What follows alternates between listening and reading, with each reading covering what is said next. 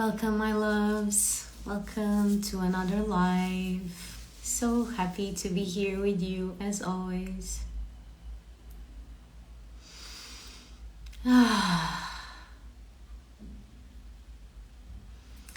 Today I want to share about all things authenticity, all things truth, all things throat chakra,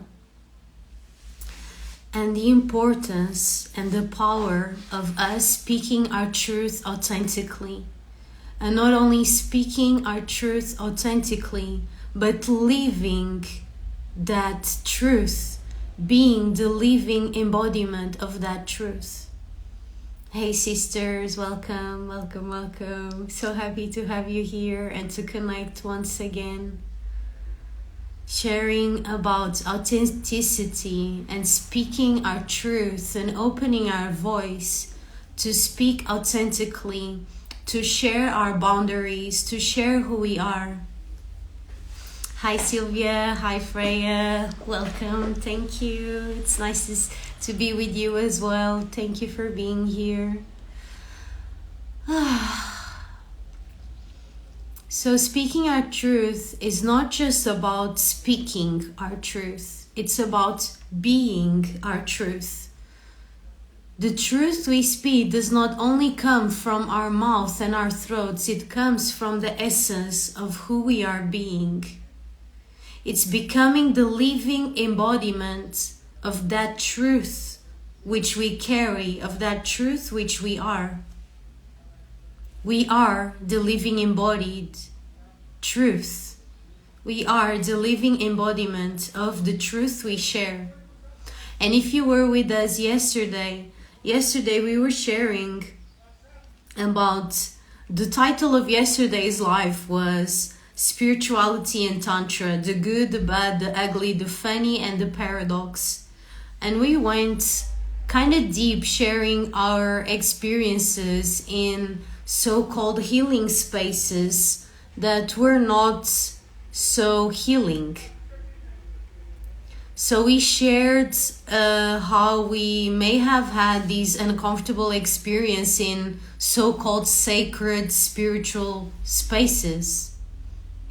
And now more than ever, it's so important that we know how to speak our boundaries and know how to speak our truth so that we feel safe and that we are embodied in who we truly are.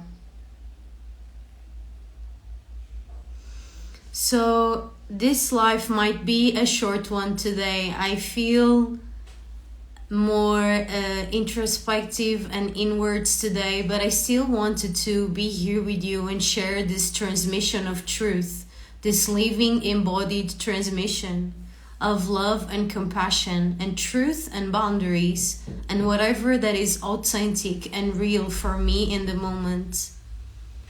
Sister, you can watch yesterday's live. It's on my feed. It's called Spirituality and Tantra, the good, the bad, the ugly, and the funny and the paradox. You can still watch it. It was a really, really deep, powerful transmission, especially for us women. So I really recommend you tuning into that. And yeah, so it's by us sharing our truth that we find each other. It's by me sharing myself authentically that I find my soul tribe.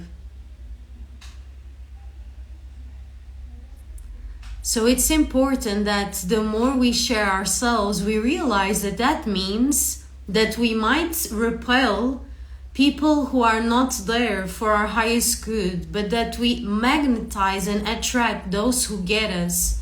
We do attract our soul tribe. We do attract people who love us and who we love and who are resonating on a similar frequency. Hey brother, and thank you Sylvia. I'm doing really good. I'm feeling more feminine and just introspective today. I had a very powerful call with my sisters, connecting with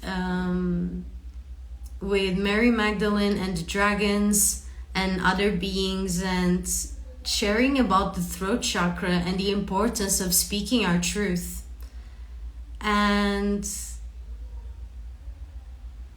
yeah, definitely gonna watch. I love to chat with you about a few things. Great, like ask away, Freya. Like whatever it is, sister, that you would like to chat about, you can share it here or send me a DM if you prefer that. Yeah, so where was I? Maybe you can feel that my energy is a little bit different today. I'm just starting my moon cycle, so I'm more inwards. But I still felt like honoring the beautiful devotion that I have to show up every day and be live with you in this space. So it takes a lot of courage for us to speak our truth authentically. And even in the spiritual community, in the divine feminine community, in the nervous system regulation community, there is this talk about safety as women, especially, and again, I'm not just talking for women, but especially as women, the theme of connection keeps coming back to me. Yes, Sylvia, yes. So we keep connecting.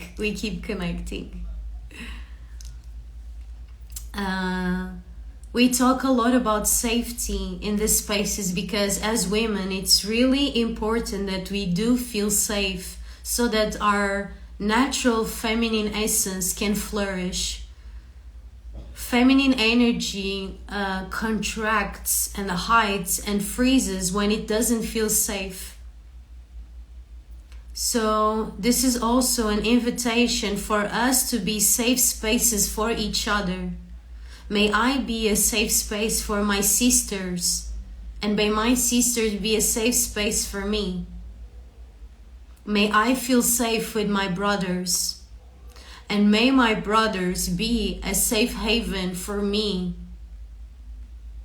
to express, to be. While at the same time, and I will share a reel about this that can be misinterpreted, so I'm gonna kind of go deeper into that right here. I haven't shared it yet, I will share it soon. But the video is about safety being overrated. And of course this can be so misinterpreted. But what I mean is that it's important that we also find that safety within ourselves. That we don't always choose the path of least resistance of whatever is easier, but that we also are able to hold ourselves through the discomfort as we step forward and as we show up.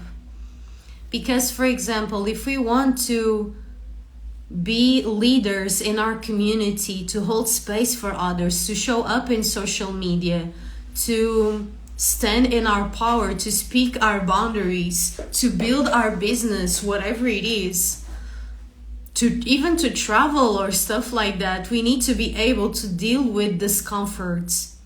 And it's important that we keep teaching our body that it's safe, because we are the ones holding space for that safety. It's amazing when we can find safety in a man, in a partner, in a brother, in family, in friends, in sisters, in safe spaces. But it's also important that we become that safe space for ourselves. Even when we are scared, that we are able to hold ourselves and to teach our body that it is safe. It's safe to get out of the dragon cave. It's safe to be seen. It's safe to show up. It's safe to share our truth. That we are safe. And even when it feels scary, even when it feels uncomfortable, it's important that we face those discomforts sometimes, because that makes us stronger. If I was to always and only feel safe, I might never make a video because it feels safer to stay hidden, because it is more comfortable like that. But for me to show up on social media for my community, for myself, there are so many times and moments where I need to hold myself through the discomfort and still step forward. Hey brother, welcome. It's so important that we are a safe space for ourselves and that we become safe space for others. So for example, right now, I am being a safe space for myself. I feel safe and sacred and held in my own energy and in my own body, in my own space. And at the same time, I'm holding that safety and that frequency for you who is here live or watching the replay, for you to also feel safe in my energy. Because when women feel safe, we are able to bloom and blossom and unravel like a flower. And I'm not saying that, I'm not wanting to put men aside, but I'm speaking more deeply for women today. Women unravel like flowers when they feel safe. When we don't feel attacked, judged, misjudged, disrespected, in competition, in comparison. When we have safe spaces for us to be, magic happens. And women hold such deep, sacred power. And that's why it's so important that our sisters feel safe. So may I be a safe space for my sisters, and may I be a safe space for me. And may we find men who make us feel safe, who make us feel protected and provided for and nurtured, where we don't need to defend ourselves, where we don't need to prove ourselves, where we truly feel safe. Because when women feel safe, they nurture, they water, they bless, they heal, they transform.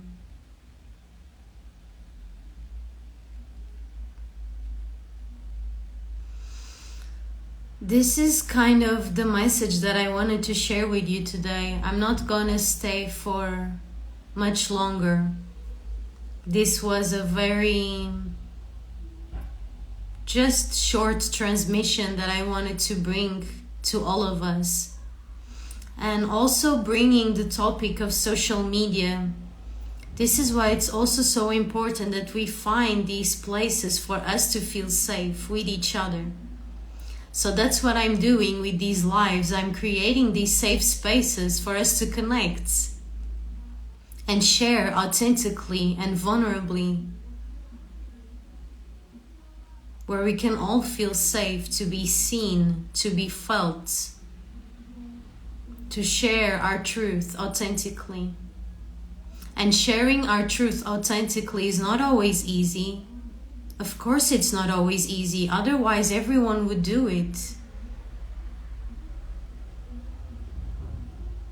If you have time, do let me know what exactly a masculine and feminine role in existence.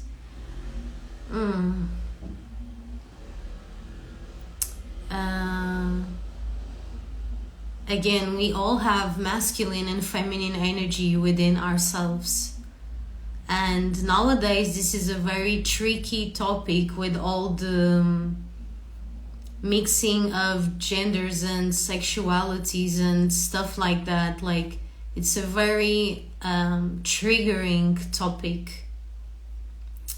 I almost felt the spiritual community. I almost left the spiritual community when I started. I didn't feel safe. Ironically, it was spirituality that taught me how to define my boundaries, follow my ideals. I feel spiritual and safe now. Yes, and I felt that way before. And sister, because you're sharing that, really do go watch the live that we did yesterday, because that's exactly, literally everything you shared is exactly what we went really deep on yesterday. That sometimes spiritual spaces are supposed to be these safe spaces for us to dance, to connect, to laugh, to hug, to share authentically and vulnerably. But unfortunately, sometimes it is in these spaces that we feel the most attacked or unsafe, and where our boundaries are crossed. And that is so freaking sad. That's so freaking sad. And I've seen it, and we shared about that yesterday. We shared so many examples where me and other sisters have felt that in so-called spiritual community spaces. Whether it's ecstatic dances or events or retreats or festivals or tantric spaces or community healings, whatever, ceremonies. Yeah, like it has happened to many of us, and for me, I feel this fiery energy inside of me that is like, not on my watch. May I be a space holder that does not allow that to happen. Not where I stand, not where I can do something about it. We won't get triggered here. You can share your perspective on the roles of both energies. Again, because this is such a triggering topic nowadays, I kind of withhold a little from sharing about this, but because this fluctuates, and again, this doesn't mean that masculine is just the man and feminine is just the women, but it's both honoring our polarities and our inner energies first. So I honor my masculine energy to create safe spaces and structures, and to provide for my feminine energy to flow and create and express and feel safe and nurture. So it's like my masculine creates the structure, the home, the business. And then my feminine energy beautifies the home and nurtures the plants and makes it beautiful. And shares in my business things that make me happy and come naturally for me. So that's like an example of me being both the masculine and the feminine energy in my own life. Sure, no force. Only if you're comfortable to share it, no force. Yeah, thank you, brother. Yeah, also, maybe we have noticed that sometimes when I am, for example, with my sisters, my energy changes.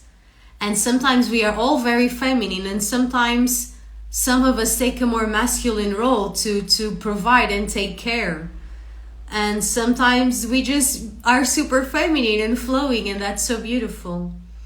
And when I am with my male friends or with masculine beings, my energy might also shift to become more masculine like them, to be one of the boys, or to become even more feminine.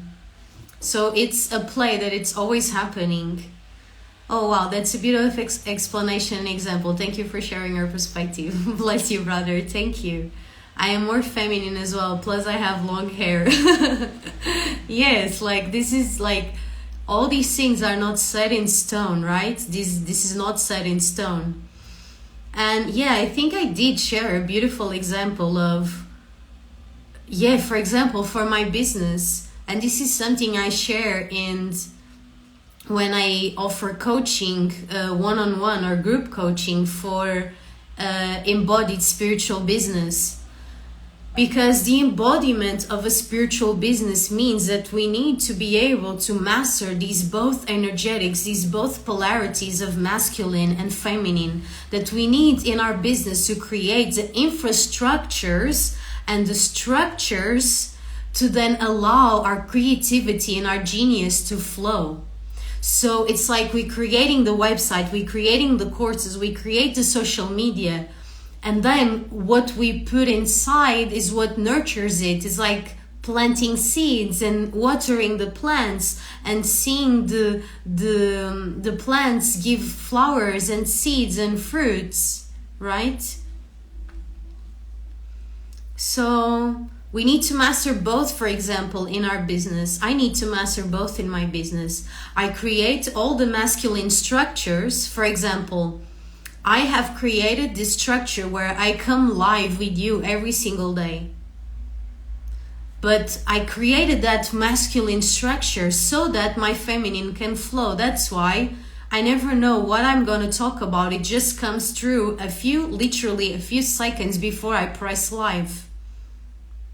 But I did create this masculine structure for then my feminine to flow. I did create my membership, which is a masculine structure. It's a masculine container where then I put my feminine nurturance. I make those videos. I create the masculine structure where I have my headphones and my camera and my microphone. And I created like this whole physical structure that is right here set up, and then I can just click the buttons and allow my feminine energy to flow. But I do need the masculine structure. And so, for example, in our business, this is such a beautiful weaving of energies that I teach on one-on-one coaching or in group coaching for embodied spiritual business. And even if you don't have a business, for your life in general, even if you work a regular job, whatever we're working on, we do need the structure. Like we need to be there on time. We need to honor our schedules and stuff like that. And also we're able to flow. It's important that we have both, that we have the structure and that we have the spaciousness for creativity. It's like, for example, going to the gym. And this can be perceived in different ways. So for me, going to the gym is a masculine structure and action that I'm taking, but I take it in a feminine way because it nurtures me. It nurtures me to go to the gym and I feel better in my body. But then I also have dance practices or somatic practices which are completely feminine, but at the same time I need to show up to them, meaning I need to be masculine to then show up to them. Okay, wait, let me read your comments. Yeah, gonna watch. Now I choose carefully where I go and what I'm joining, and if whatever is happening meet my needs and my boundaries. I think sisterhood spaces are essential for us women. Yeah, for sure. And again, I shared that on the live yesterday that I used to not have that many boundaries, and it really hurt me in many different examples that I shared. And only when I started really connecting with my body and with my soul and with myself and feeling like this feels wonky, this does not feel so love and lighty, this does not feel good. And once I finally started honoring my boundaries and my intuition, I started feeling much better. And then, yes, I started finding places that truly felt safe, that truly felt nourishing. And yeah, I feel like, and again, such a triggering topic nowadays, but I feel like sisterhood circles and men's circles are so freaking important for us. So important. That we have spaces where it's just as women and men is just them men. That we just get to really feel safe to share and connect. My perspective is that masculine is an inactive or space holder, and rest, feminine will take care. The entire creation is Shakti, so Shakti energy is everyone. Masculine is like root or grounding, and feminine pours waters to the roots for the tree or flower to grow. Yeah, I love that. That's really beautiful. Yes. And I'm glad you do what you do. Even just live streams are a bliss. Thank you, sister. I appreciate that. And by the way, sister, we have a new moon ceremony this Friday, February 9th. So if you want to join us on this new moon ceremony, you're most welcome.